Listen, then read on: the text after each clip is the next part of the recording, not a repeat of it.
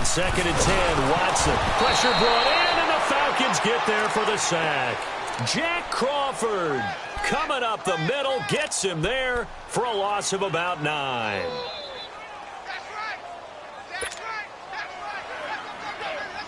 After the sack, they'll come up now 3rd and long. Yeah, I wouldn't be surprised to see them run the ball here just to try and get some space.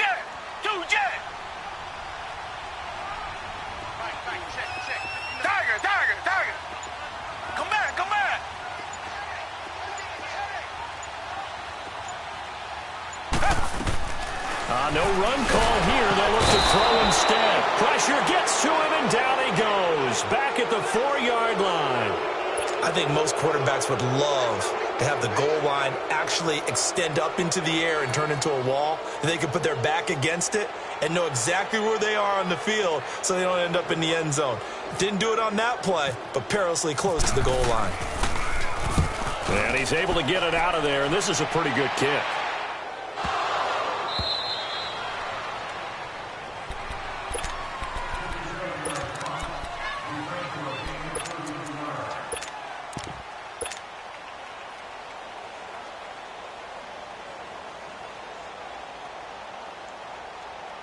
So good starting field position for him here as they come up 1st and 10.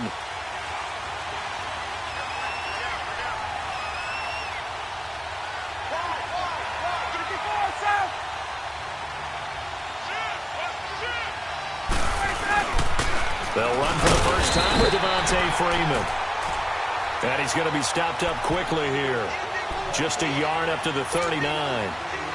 J.J. Watt makes another tackle there, and it's for a minimal gain. And let's face it, if that's all you're going to get running the ball, you're not going to have much success against him and his team. Or, yeah, you better find a way to go around J.J. Watt, which isn't easy to do. It's really not, because you got to try everything. Can you go around him? Can you go by him? Can you influence him to get him out of position so maybe you can wall him off?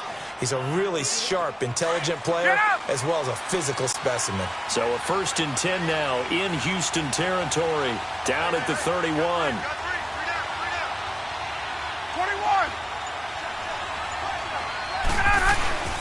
This is Freeman on 1st and 10. And inside the 20 before he's brought down.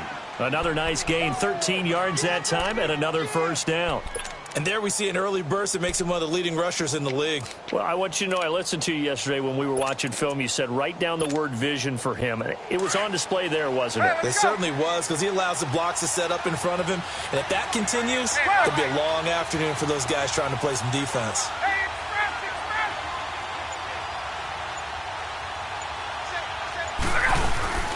Now Ryan going to give it to Freeman. And they're going to lose some on this play. Being knocked back to the 18. It's a loss of a yard there, and now 2nd down. We've become so accustomed to it, you sort of take it for granted. You really do, but he is so good that every team in his division, every year, is trying to make sure they draft people charged with trying to block J.J. Watt. So far, hasn't been too successful. And able to get him down, but he does reach the 5. A solid pickup of 13 sets him up 1st and goal. They'll run here with Freeman. And he'll get blown up behind the line of scrimmage. Back at the 6. That's going to go as a loss of 2, and it'll be 2nd down. So the myth has been shattered. Every cornerback in the league is not just a cover corner. Some of them will stick their nose in there and make plays exactly as we just saw there.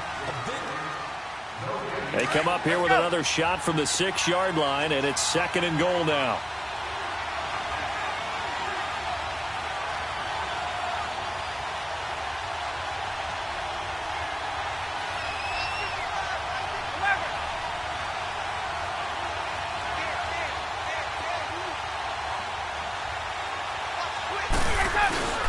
He'll get it up the middle. And that'll move him a little closer as he takes it from the 7 down to the 4-yard line. 2 straight shots on the ground. Now on 3rd, do you go to the air? I think the possibility exists, and if you're doing it, you're probably going play action since you ran it twice. But I often think that 2nd down is the time you go play action and throw the ball. I say commit to the run and think about it being 4-down territory. Only a yard on the pickup there, and it's going to bring up a 4th and goal. Now, this feels like old-school football because this has turned into a good old-fashioned goal line stand. So on offense, what do you do now? Do you decide to run it or throw it if you go for it on 4th down? So still no touchdowns in the first half, but we do have some action on the scoreboard with the field goal. So maybe now the mentality changes in this game because anytime you can get to the red zone, and if you don't come away with 6 points, you feel like it's a disappointment. In a game like this one, being able to kick field goals means you're right there, and then you're just looking for that big break to take you over the top. And now out comes Houston. And on the last go-around, they really couldn't get anything going. They had to punt from deep inside their own territory, which means you're going to lose the field position battle as a general rule. What they're looking for now is a little more consistency, move the ball at least a few times on offense, get a couple of first downs, and hopefully flip the field. Yeah, just something to build off of. That's what they're looking for here. Back to throw, Watson, and that's off the mark, incomplete. You know, while we got a second, I did want to take a look back to the Hall of Fame inductions. Took place in Canton on August 4th, and what stood out to you from the ceremonies, from the speeches that you heard? Well, for me, beside the speeches, just remembering their careers, I really flashed back at how much I enjoyed watching Brian Dawkins play, and his speech was terrific as well. Robert Dr. Doom Brazil with the Houston Oilers, absolutely loved him as a player. And Jerry Kramer had to wait so long with the Green Bay Packers. For him to get in, I thought was terrific, and I can't wait for next year. First ballot eligible guys, Tony Gonzalez. DeAndre Hopkins, he's all alone. And he takes it down deep into Atlanta territory. A big play there on the catch and run. 72 yards. The Texans with a first opportunity now from the red zone. This is 1st and goal from about the 8. Stepping up, he's going to keep it. He'll get just a yard on the scramble. It's 2nd down. Well, he did a nice job keeping his eyes downfield, waiting for someone to get open. But once the pressure forced his eyes down to see the rush, it was time to make a break for it. The 6-yard line, the line of scrimmage on 2nd and goal. They'll give it to him up the middle. And he gets him a little bit closer. He takes it from the 6 inside the 5 to the 4. Defensively, I think they can smell a stop. Ball right around the 5 here, brings up 3rd. And I think what they've done is they put doubt in the minds of the offensive guys. What do we do? Because now you don't have a go-to play. Either side they pick, throwing it, running it, it won't be easy. 2 minutes remain here in the first half. We're back to Houston after this timeout.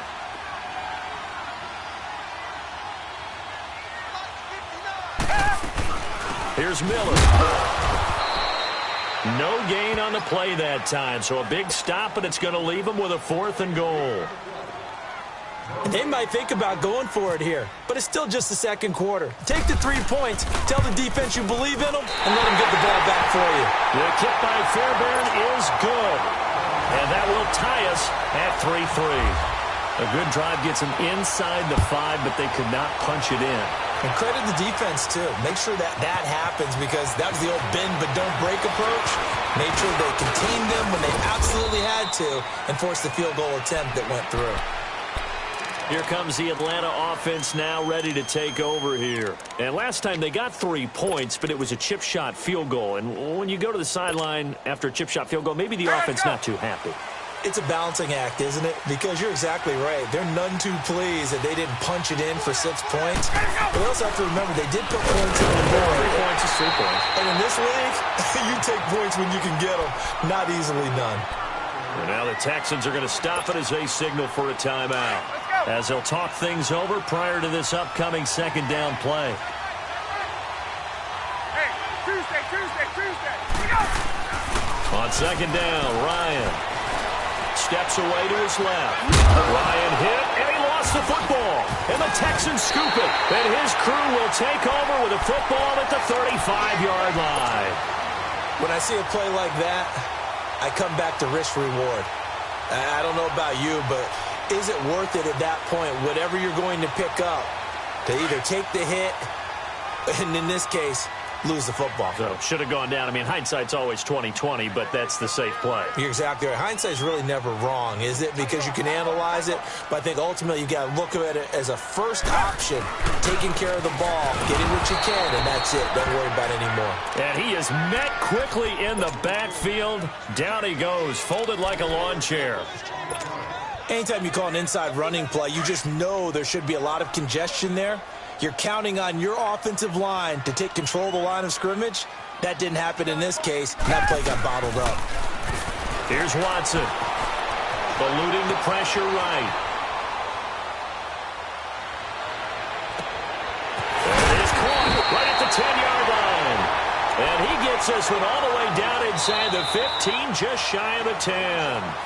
The Falcons going to use another timeout. So that means they're down to 1 remaining here as we head toward halftime.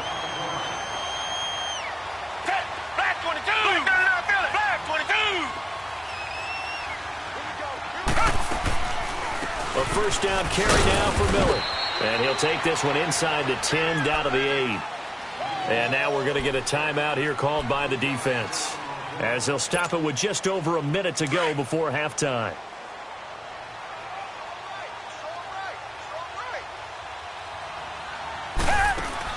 Play action from Miller. Now Watson. And an incomplete pass. That'll stop the clock here with just under a minute to play in half number 1. They were trying to get the connection with a former Buckeye, Braxton Miller. And it's 3rd down. Watson off play action. And he fires one, but incomplete. And that's a crusher right there. Had his man open for a first down. Threw a fastball when that wasn't necessary. Incomplete pass. When are these quarterbacks going to learn? You don't get extra points for how hard you throw the football. So we're trading first-half field goals. No breakthrough on the touchdown front. We got a 6-3 game. Yeah, and I know so many people look at a game through offensive eyes, right? They want to see how the game's played that way. You know how I'm going to view it, right? The defenses, to me, have responded well in this game. Like what I'm seeing from them, both of them hoping to keep it to field goals and not give up big touchdowns. Atlanta now coming out on the field. And what do you think goes on here in this situation? If you got the football, you're trailing, you're back in your own territory with just a little time. Do you try something? You're thinking about jump-starting your team, right? You just mentioned they're down. They're trying to get back into the game. But you got to figure if something goes wrong, you may have put yourself in a spot where you may not be able to come back in the second half. But managing risk is a big decision here. And room to run as he's up past the 35-yard line. 8 yards on the pickup, and now they'll have some options on second and short. And now a 10th carry for Freeman. And he'll get it out near the 40 to the 39. 3 yards there, good enough to keep the drive moving. First down now, but the clock continues to move. Now a play fake here on first down. And that is caught on the right sideline, but out of bounds, says the line judge. The throw took him a little too far. It's second down. After the incomplete pass, here now is 2nd and 10.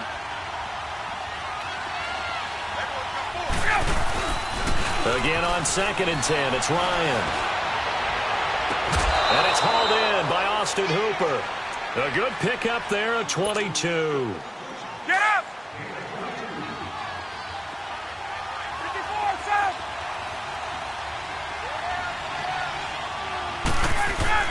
They go play action here on first down. He's just going to dump this one off to his fullback out of the backfield. 5 yards on the pickup, and it'll be a second down. So 3 seconds here remain in the half. On is the field goal unit to see about getting 3 points. On the right hash, officially this will be a 51-yard attempt. And Bryant's kick is good. So 2 quarters down, 2 remain. Charles and I return after the break. All right, Coach, thank you, and we welcome everyone back for quarter number 3. Nothing separating these two teams on the scoreboard as the kick's away here. That's fielded in the end zone. And the decision to bring it out, a good one, as he's up a yard or two shy of the 30. Now the Falcons offense, they get ready to head back out here. They have a chance to break our tie here as we get a look at the first drive of quarter 3. And it's such a tone setter, isn't it? Because both sides trying to seize momentum to begin the half.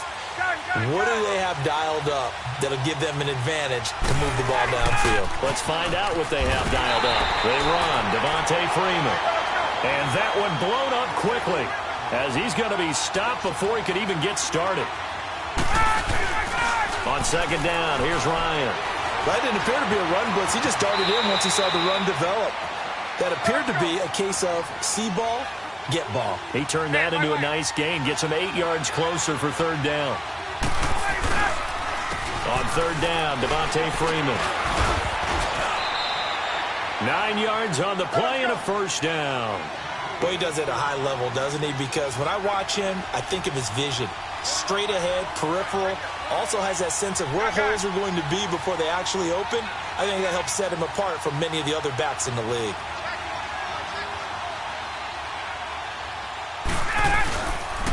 Freeman again, a first down carry. And an out, Devontae Freeman. They're not going to get him. And he'll be down deep in Houston territory. A big play on the ground there. It goes for 36 yards.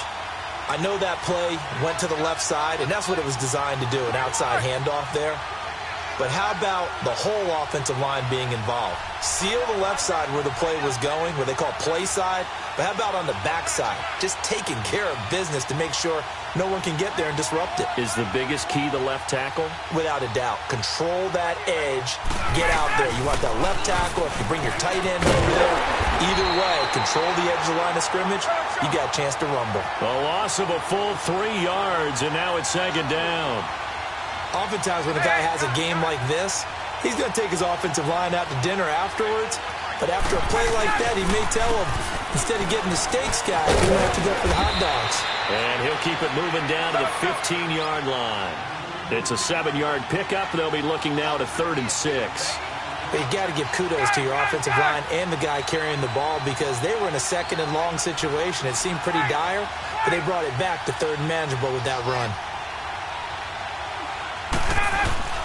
On 3rd down, Ryan rolling to his right. He may try and run for this.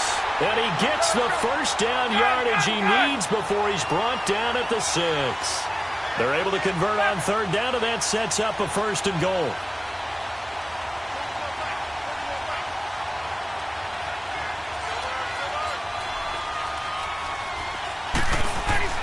Now they'll throw it with Ryan.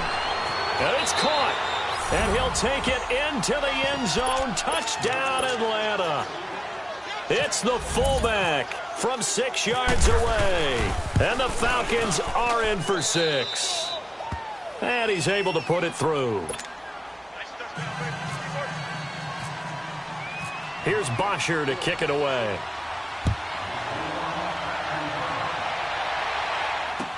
That'll be taken in the end zone. And a pretty good return here. He'll be stopped just shy of the 25 at the 24-yard line. Here's the Texans offense now, readying for their first possession of the second half. They're down in this game. A chance for the offense, though, to put something on the board, get some momentum here in half 2. Try and get things kick-started for them. And you know at the half, they discussed how they were going to get that done. This is where scripting comes into play a lot of the time. How many plays do you script coming out of the second? Most of the time in the first half, you're scripting 12 to 16. I think in the second half, you're really scripting more like 8 to 10. Kind of a starter or an opener, whatever terminology they use. Just something to get you off to a quick start. And he's brought down, getting this one up to about the 35. A pickup of 11 and a Texans first down.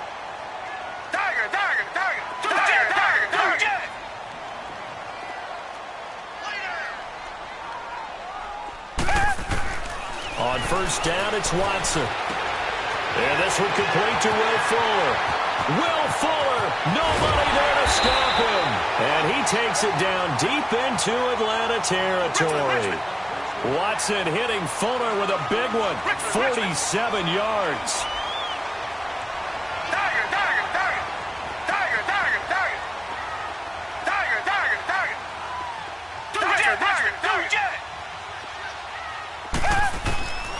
the red zone now. Watson.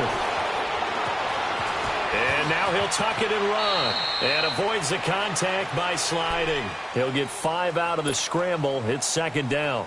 Now, how about that play? He took a possible negative and turned it into positive yardage and slid down to avoid taking a big shot. Excellent job getting down and avoiding the big hit.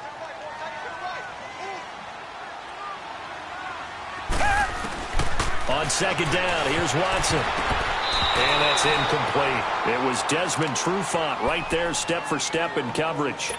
And we just saw another example. These cornerbacks have played tight coverage all game long.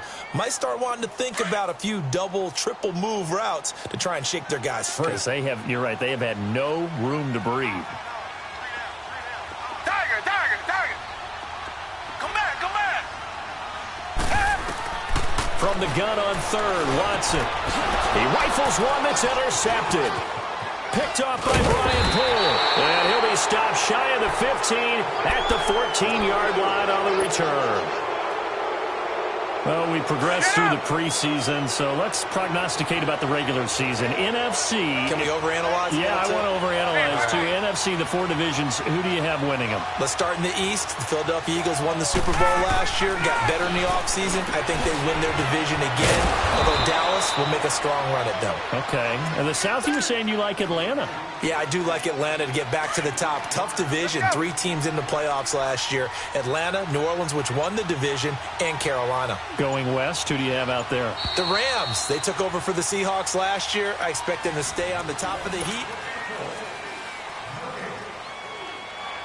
Let's go. 22. Let's go.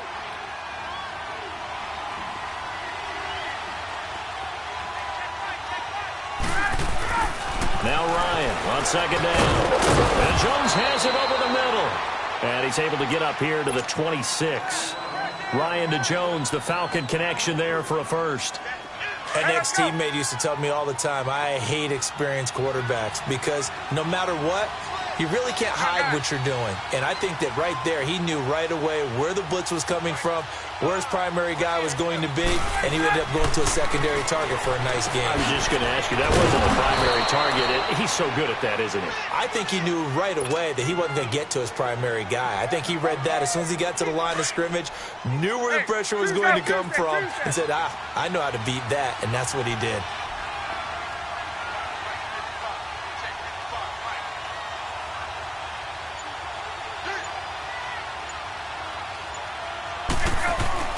To throw on second down, Ryan.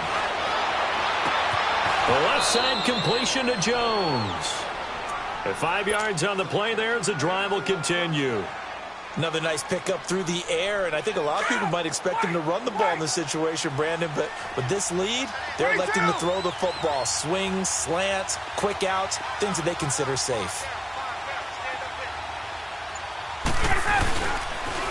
Now Freeman, he's been busy today.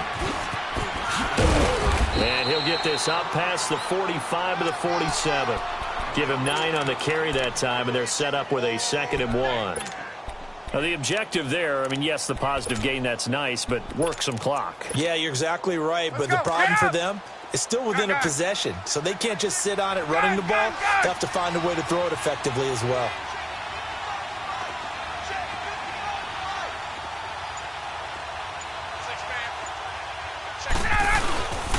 On second down, Freeman. That one goes for 13 yards, and it moves the sticks. He's still rumbling, isn't he? Still looking fresh in this one despite the heavy workload. But you and I both know, well-conditioned, and he did tell us that he thrives on being at his peak late in ball games.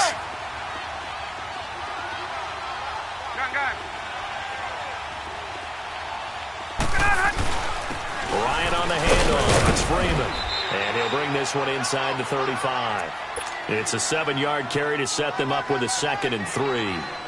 Oh, that's one to warm the hearts of all those old-school football players, isn't it? Tough, hard, gritty run, got behind his pads, bowled over a few people. Look at that one, right up the gut. Saw it through 3 quarters, no reason to lighten up now. Now the Texans will burn the first of their timeouts as they'll talk it over here before what will be an important 3rd down. Hey, let's go.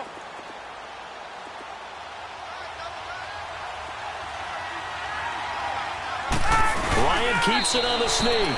And they will touch him down, but not before he gets the first. Only a yard there on the keeper, but that's all he needed. First down. There may have been a little bit of an element of surprise there. 3rd and inches, and they go quarterback sneak. I still feel like this is a play that often is reserved for 4th down.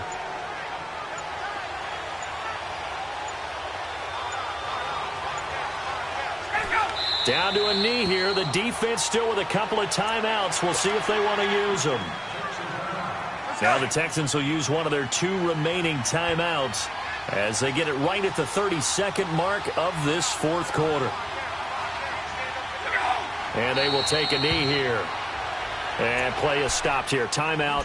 It's the defense calling the timeout here as they stop it with 28 seconds to go in this football game.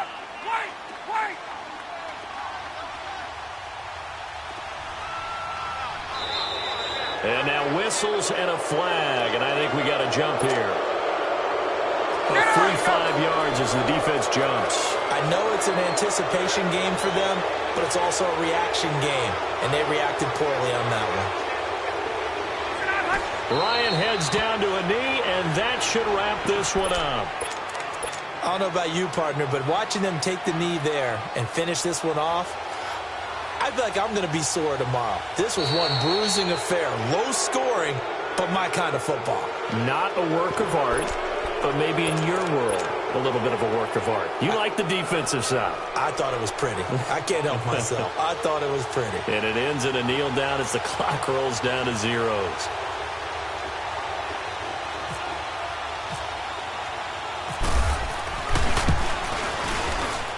And this one looks good. It is good. Right down the pipe.